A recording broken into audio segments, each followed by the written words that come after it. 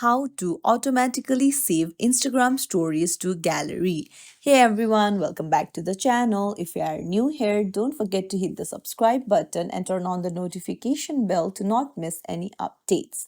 So today I'm going to show you how you can easily save your stories to your gallery. So let's dive right in. Open up Instagram.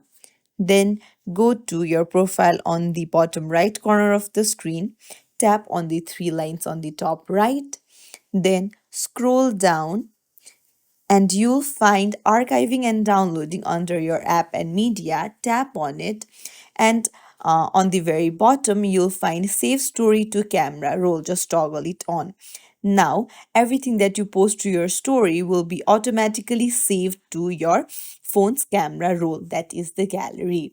If you found this tutorial helpful, don't forget to like and subscribe to our channel for more tips and tricks. Thank you for watching.